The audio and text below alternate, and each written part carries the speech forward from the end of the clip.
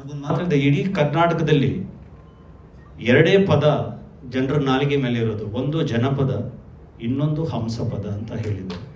ಅದರ ನಂತರದಲ್ಲಿ ಅಷ್ಟೇ ಹಾಡುಗಳನ್ನು, ವೈವಿಧ್ಯಮಯವಾದಂಥ ಹಾಡುಗಳನ್ನು ಕೊಟ್ಟಂತ ಹೆಮ್ಮೆಯಿಂದ ಹೇಳ್ತೀನಿ.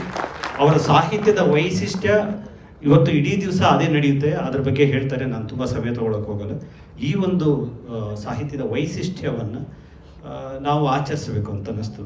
ಅವರ ಹಾಡುಗಳ ಹೆಚ್ಚುಗಾರಿಕೆಯನ್ನು, ಅವರ ಹಾಡುಗಳ ವಿಶೇಷತೆಗಳನ್ನು, ಅವರ ಹಾಡುಗಳು ನಮ್ಮ ಬದುಕಿನ ಭಾಗವಾಗಿದ್ದನ್ನು ನಾವು ಸಂಭ್ರಮಿಸಬೇಕು ಅಂತ ಹೇಳಿ ಈ ಕಾರ್ಯಕ್ರಮವನ್ನು ಆಯೋಜನೆ ಮಾಡಿದ್ವಿ.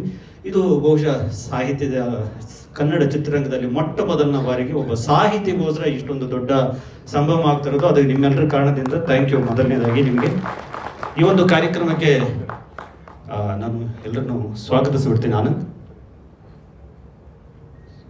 ನಮ್ಮ ಇಲ್ಲಿಂದಲೇ ಶುರು ಮಾಡ್ತೀನಿ. ನನ್ನ ಯಜಮಾನರು ಡಾಕ್ಟರ್ ವಿಷ್ಣುವರ್ಧನ್ ಅವರು, ನಾನು ಅವರ ಪರಮ